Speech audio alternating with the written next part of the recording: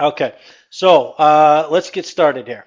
So what I wanted to do tonight, just because I think it has a lot of value, is I want to show you guys, put together a little PowerPoint. So one of the things that we do, and like I said, the 7 steps to trading is one of the most valuable tools. It's one of many tools we have on the website. And if you haven't seen it, get over to the Tackle Trading website and check it out. But what I've done is I've kind of put my own little spin on the steps of trading here. And the reason I did that is because when I first started trading, I just, we had all these rules and they were great and they worked. But I thought, you know what? Maybe there's something better, right? I'm one of these guys that I'm always tinkering with stuff, and I'm always trying to make things better and more efficient and that kind of thing. And so what I did was with what we're going to talk about tonight is I tried to kind of uh, just throw it all together in one big package to let you guys see how I think when it comes to putting trades together. So a lot of this might be it might be basic for some of you who've been here for a while, but for the new folks, it'll probably be a real good eye opener.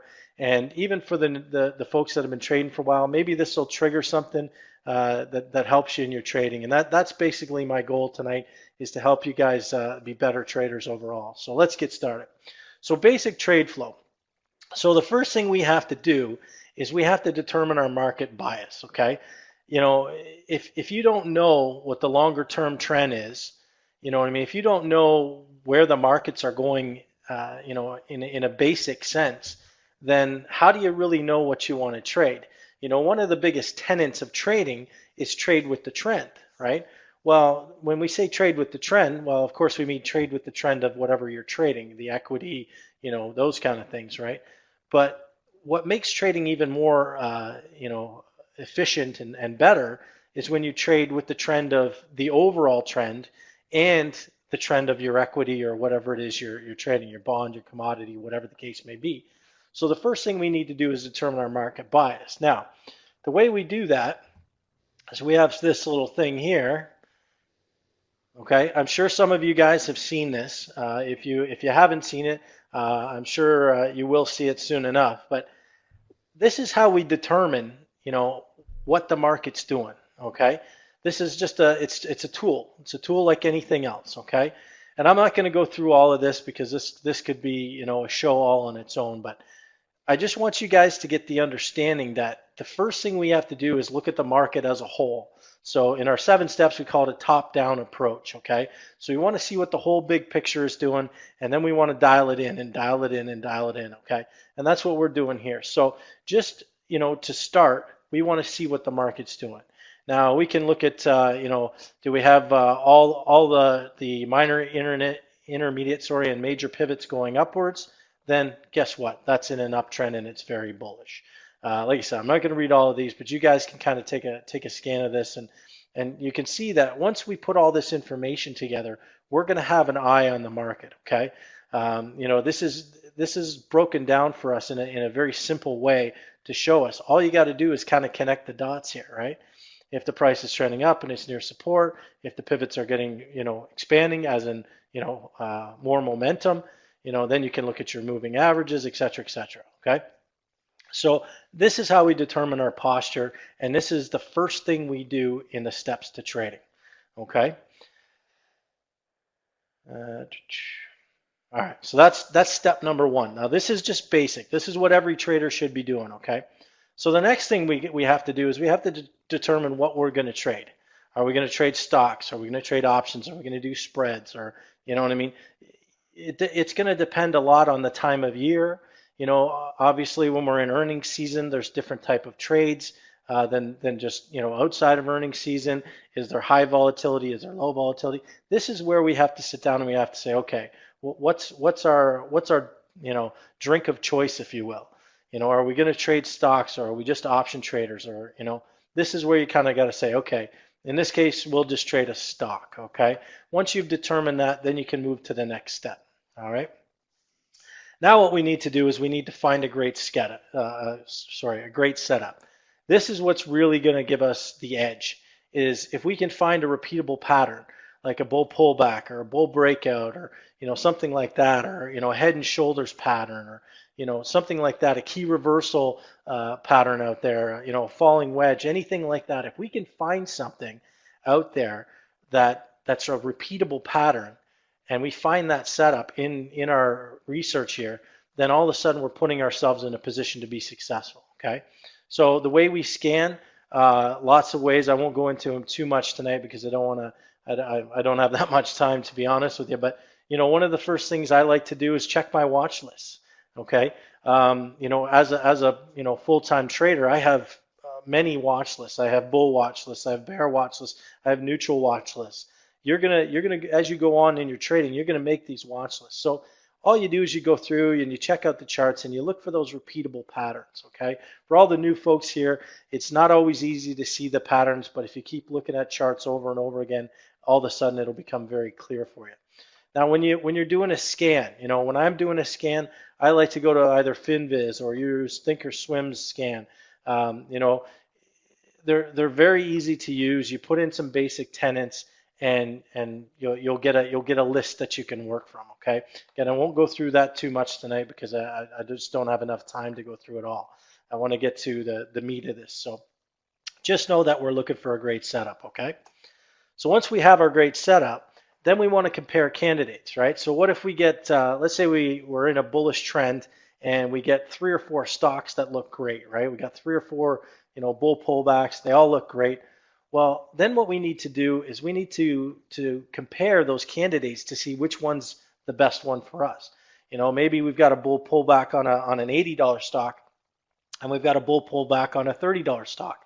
Well, if you've got a lower account value, then you're probably going to look towards the $30 stock and the pullback there. You're going to use the spreadsheets. I'll show you them once I get through this PowerPoint. You're going to use these spreadsheets to determine what the best trade is. Okay, that's kind of step 4. All right. So next is the most important part, and we're going to actually do this when I get through the PowerPoint. We're actually going to get on some stocks here, and we're going to figure out what our entries, exit, and targets actually are. That's our planning of the trade. This is one of the most important things. Okay, if you don't have an entry, an exit, and a target, you should not be in the trade. Okay, again, this is just smart trading. Okay, next we execute the trade. Okay, so this is a very basic rundown of how we trade. Now, if you just do these 6 things, you'll do well. You know what I mean? If you practice these things, on your paper trading, and you get good at doing all 6 of these steps, you will do well. But what if I told you there's a much better way to do things? Okay? So let me get through to that. So this is what I call advanced trade flow. All right? So now we're going to introduce some things that are going to make us more successful, or at least give us the ability to be more successful. All right? So we're going to do the same thing. We have to know what our bias is. We're going to look at the daily time frame, and we're going to try and figure out, okay, are we in a bullish market? Are we in a bearish market? Are we running sideways? Whatever the case may be, we need to know that, okay? And we're going to use that chart that I showed you the first time, and we're just going to kind of determine as best we can.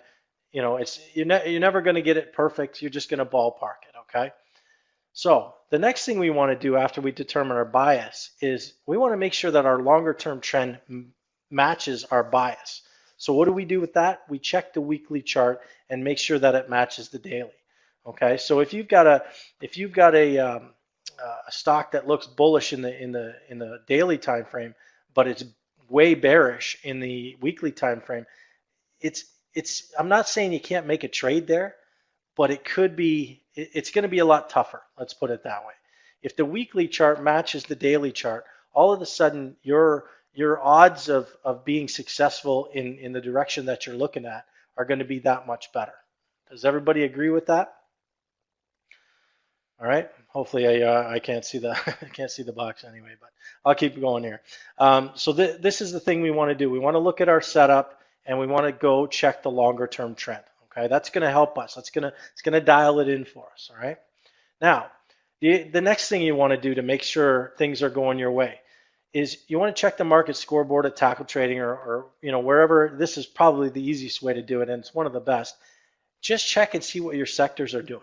Are they in line with your bias, right? if you're trading something and you see it as bullish, but the rest of the sector is bearish, again, that's going to make it tougher on you, right? What we're trying to do is we're trying to line things up so that it gives us an edge. Okay, so if our sector lines up with our daily chart and our daily chart lines up with our weekly chart, all of a sudden we're putting ourselves in a better position to be successful. Okay. So, of course, step 4, we're going to determine what we're going to trade on it. Is it going to be stock, option, spread? That's pretty basic, right? You'll make that determination, as per the trader that you are. All right. Again, we're going to find a great setup. We're going to scan. We're going to check our watch list. We're going to do all that kind of stuff. Okay. Like I said, this class isn't really about that, but these are very important skills that you will learn over time. Okay. Now, we want to check the sector chart itself to ensure that it's in line with the expectation of your trade. Okay, so we want to check the market scoreboard to see what sectors are doing well and what sectors are not doing, as well. Okay, if you've got a trade on energy and the sector is, seasonally not the best, well, I'm not saying you don't make the trade. I'm just saying it might not work as well as if it was. Okay. Now, in step 6, we're going to actually check the sector chart. And like I said, if you're making a trade on energy and the energy sector is also going in the same direction, all of a sudden your trade is going to be a lot more successful, right? So we're going to compare candidates again, not rocket science here. I'm going to show you guys the spreadsheets that I'm talking about. And we just want to determine the best trade for us at that time. All right. We want to plan the trade. Entry, exit, and targets. Again, these are all steps that we do over and over again. It's going to become a repetitive nature, but when you've got that system down, when you got that daily routine down and all that stuff, you're going to be more successful than if you're just kind of firing things off. All right.